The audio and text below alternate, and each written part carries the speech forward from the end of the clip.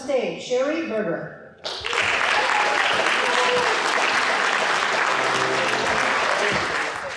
Hey, thanks for being here. Have you guys had a great event? Oh my gosh, the amazing speakers. Is April still here? She got on the plane and everything and didn't have her cell phone. Hey, I just told an April, I don't know where my cell phone is. My birthday was last Saturday. I had people over, and there was a couple times that we had to play Find Sheri Berger's cell phone. I told them it was like duck, duck, goose, a fun thing. Okay, today we're going to talk about that we need our MVP. I would like to start real quick with a story. So, in 2018, 3 days before my son's wedding in Baltimore, Maryland, when I went up there to help with my oldest son, my first child, getting married, my whole colon shut down. And I almost died. And I should have been on a bag, and I wasn't doing well at all. And by God's grace, I'm not on a bag, I'm still alive, and it's amazing. And guess what, guys? I'm going through another storm. Another storm. Not to mention that we went through 2020 too, right? That's when I won a bunch of awards because I hated all these small businesses being shut down. But that's a whole nother story. But what I realized was 8 days after surgery and still being alive, my friend Gerald Harris was still here. And my book actually is dedicated to him. And he's my second dad. He was like, Sheri, you cannot go all over the community like I did between Missouri, Kansas, everywhere. Nobody wanted to use Zoom back then, right? Because it's 2018. He said, there's a lot of technology. Because 8 days after surgery, when they finally let me fly, because the surgeon had to let me leave, I got stuck there at this new in-laws house. But it's a whole story. But that's more importantly, I realized how important, because 8 days later, I went back to work. You know why? Because I have a mission and a vision and a purpose. But how many in this room have a mission, a vision, and a purpose for their business? How many have it for their life? That's what we're going to talk about today. Let's see if I can figure it out. Yeah, we need a mission, a vision, and a purpose. And we need to take action. So that's what I'm going to talk about today. And I realized how important, because God wasn't done with me, right? And I had a mission, vision, and purpose. And even with my storm that I'm going through now, which some people know, some don't, and that doesn't matter. God still has a mission, vision, and purpose for me. But he has one for you as well. I don't know why they give me a mic. I'm very loud. You need an MVP and goals to support it. So you know how important your mission, vision, and purpose is? That's where entrepreneurs and business people will sometimes mess up. Because they don't have a mission, vision, and purpose. Not just for their business, but for their life. And you know what's more important? Which MVP do you think is more important? Your one for your life. Your life comes first before your business. And sometimes we don't get those aligned. So we need to align our personal mission, vision, and purpose for our life needs to align with our business. And your life comes before your business. When I thought I almost might die, by the way, I made my husband turn white. I never seen him white before. When they were telling me, and they had me on morphine by the time they're telling me how scary. I guess when the colon shuts down for 12 hours, that's a bad thing. So I guess that was really scary, but they had me on morphine. But anyway, business is a tool for your life goals. And knowing your why in your business and your life is so important. So we need to define our purpose. What is the core purpose in your life and your business? What is your big why? See, mine is to make a difference in other people's life. But I work with business women to help them create the life and business that they love, right? See how they're aligned? And to make a difference is important every day in my life. And if anybody knows me, that's just who I am. So your why needs to be, and then your purpose statement is the foundation. And you know your purpose feeds your vision and accomplishes your mission. And who in this room have your vision, purpose, and mission written down? For your business? I hope so. But how about for your life? See? Your life comes before your business. I know, we're at an ACA business club. That's great. That's great. Your business is important, but is it aligned with your life? Because life is too short. I told you I almost died. What the heck? And then we talk about two perspectives of your purpose. I'm in business to influence people. I help them remember their dreams, overcome obstacles, and use their potentials. My purpose is change the world, one person at a time. But being, right, would be my life of purpose is a life of courage, creativity, expression, awareness, and abundant possibilities. I do this through genuine love and service. You see the little difference in that? But is it a doing or a being? Your perspective, right? Crafting a purpose is so important. Do you know your purpose is born from a passion? I think April was talking about, I keep calling her out, but she's phenomenal. There were so many phenomenal speakers, though. I loved Amy's mindset and all these other great speakers. But what I'm saying is, you can be in any kind of business, like she was saying, and have different streams of income and all that, and that's important. As a business consultant, I would tell you that, and a coach. But we always have our why behind that, though. Why are we doing lots of stream of income? Do you know that we've been through some hard times? During the pandemic, they were shutting us all down. I don't know about you, I cried for 2 weeks. And then God's like, you have a whole toolbox, go use it. So I did. And then I won Kansas City Business Women Advocate of the Year. I didn't even know that award existed. Then I won a couple other awards, and then I finally finished writing my book, because, you know, we need to do that too. But everybody's like, what are you doing, Sheri? And I'm like, I'm just doing the next right thing, because I had a purpose. My purpose was, why is Walmart and Sam's Club and Costco and all these other people open up and you're shutting down my small businesses? Are you serious? And they're not just businesses to me. They're they're clients, but they become my friends and they have families to feed. That's why I was crying, and I'm a heart person. And so I went out and tried to help as many businesses as I could. But you know, you can only help those that can want to help themselves. I know we talked about that today too, or this weekend. It might have been yesterday. There were so many good speakers, right? Just be sure that you display your purpose, vision, and mission statement for your life and your business. Because when things get hard, have you guys ever been on a roller coaster as an entrepreneur and a business person? When things get hard, that's your reason for getting up. And for the last 4.5 months, I've been going through a storm. But guess what? Every day I'm out of bed because I have people that depend on me, and I have a mission and a purpose and a vision and what I have to accomplish. Because it's not about me. It's about the people that need the support and help and whatever else, like Duke was just talking about. So the power of your purpose gets you through those difficult times. So make sure that you go home and do that. I'm giving you homework. I know, a coach that gives you homework. No, but make sure you go home and do that and put it in your office for when it gets hard. My purpose is to help you create the life and business you love.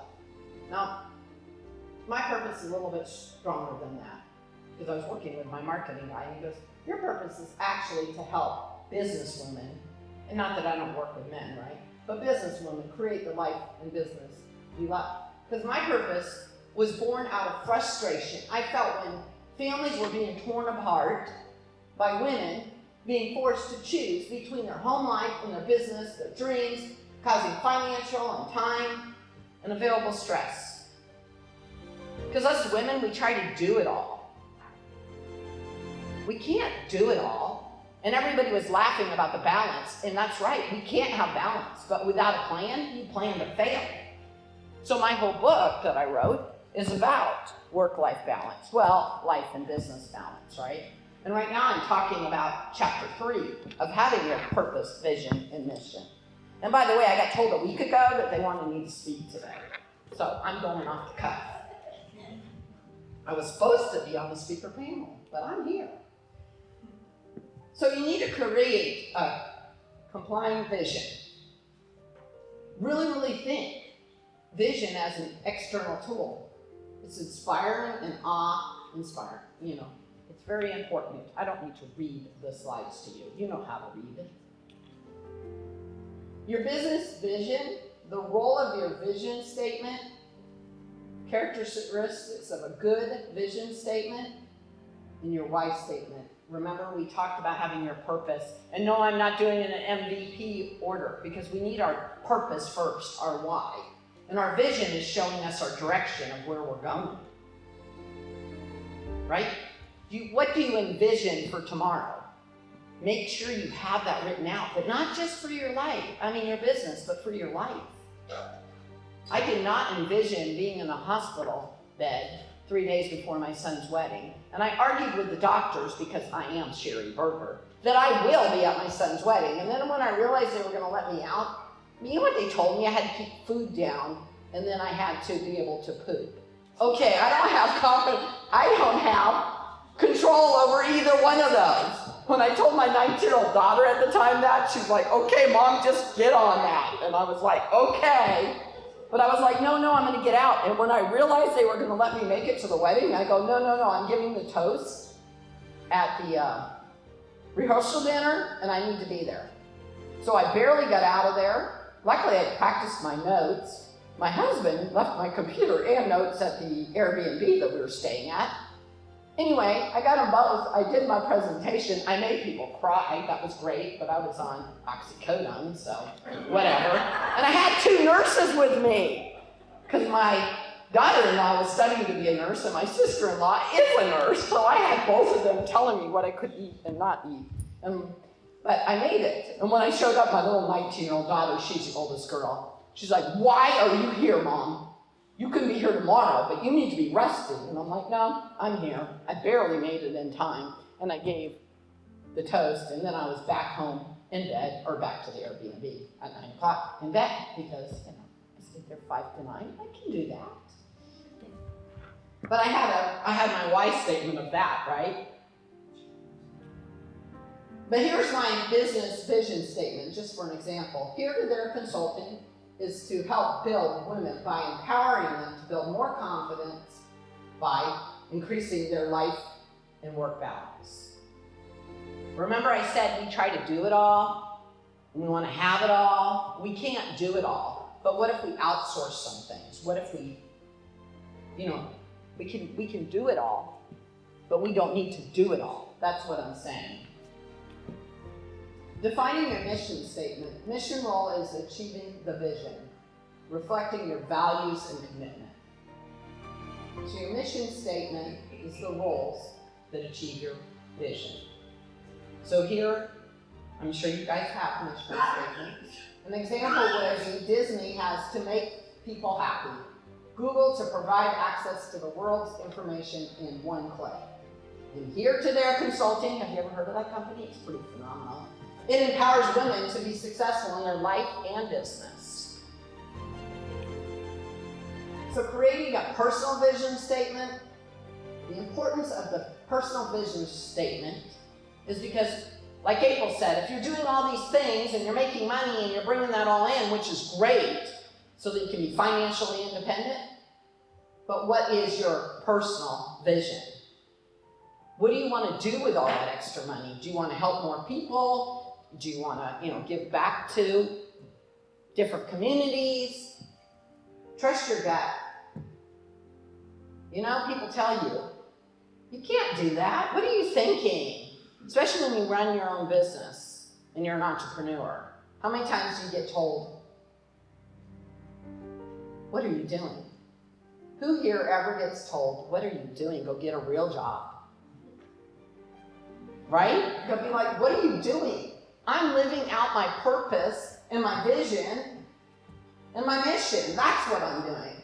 So elements of personal mission, personal vision, Personal mission is really important.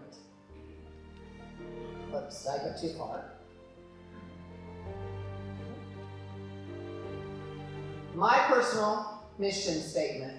My mission is to make a difference in the lives of others by sharing my life experiences and knowledge. Now, I'm not going to go into this story, but till I was 20, everybody else told me what to do. I was pretty much abused till I was 20. Oh, well, wait, I was.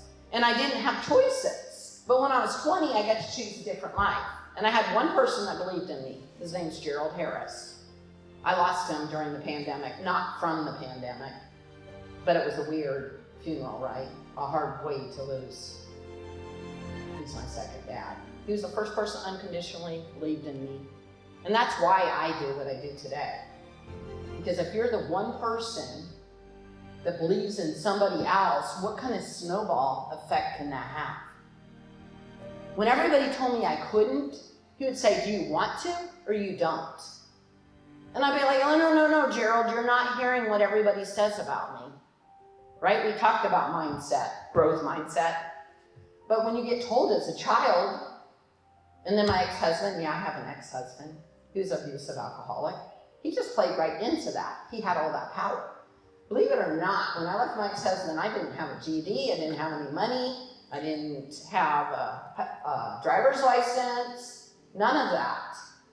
So I went on because Gerald kept believing in me. I went and got my GED. Somebody asked me, which high school you graduate? By the way, what's wrong with me? Is I grew up in Alaska, raised by 2 East Coast parents. So that's why I got East Coast in me. But that's just something different about me, right? But anyway, back to, if one person believes in you, guess what? I went on and got my GED. I got my driver's license, went and got an associate's degree, and then I graduated Park University. And then I went and decided to be a programmer analyst in the 90s when women didn't do that, right? And then I was system analyst for Sprint, back when Sprint was good to work for. Don't even start with that. But the last 24 years, I've ran my own business. But I kept doing more because somebody believed you could do more. And somebody talked about Toastmasters. I've been in Toastmasters for like 20 years. Believe it or not, I was terrified of public speaking because something that happened to me as a child. And right now I'm terrified. Can you tell? No, I'm not terrified. What did Duke say? I have a message and it's important. And if you are terrified of public speaking, God threw me on my face one time. He said, Sheri, it's not about you, it's about your message. Stop making it about yourself and humble yourself. And I'm like, no, I don't like pictures of myself. I don't like video. I don't want to. And God said, no. So stop making it about yourself when you're up on stage. Make it about others. It's your life. Imagine those possibilities. If you don't have this figured out yet, that's okay. It's a process of self-discovery. And you know what? Your mission and your vision and your purpose might change as your seasons in life change. And that's okay too. But to have one is what matters. But we need to make sure our mission, our vision, and our purpose, and what we're doing in our life, our values, principles, and morals, that needs to be aligned with that. You can't say, my mission is to make a difference in other people's life, and then I walk in a room and I just don't talk to anybody, and I be real snotty, and whatever else, right? If that's your culture, I don't even know how to be that way, but I will work on that, right, Brian? I'll work on it. But anyway, ethics and integrity, authentic and character. Being true to who you are. Somebody said there's a bunch of coaches in the room. Okay. ACA, we have a lot of financial advisors, we have a lot of real estate people. Anyway, we have all that. But you know what? You're uniquely you. So show up being the best version of you. Align your goals. We need to take action. We need to align our goals with our mission, vision, and purpose. So you need to look at your mission, your vision, and purpose for your life and your business and make sure your goals are aligned with them. And you all know about SMART goals, right? Set SMART goals around that. Now, how often do you do that? Do you literally look at your mission, vision, and purpose and then make sure your goals are being aligned with that? And then take action? So, chapter 2 of my book, you can get my book up there, but chapter 3 of my book, you can find more information. You could do the URL to find my book, or I have copies of my book with me that I would be willing to sign with you, but you can find out more about your MVP. And since Duke took more time, I'm going to go ahead and give you guys back some more time. And it was great speaking with all you, and I want to thank you all for staying. And has this not been a phenomenal conference? I almost was like, what am I going to talk about? Everybody has talked about mindset and all those other things. But remember, your mindset, your vision, purpose, and mission helps you look at that. It will keep your mindset where it needs to be going, even during a pandemic.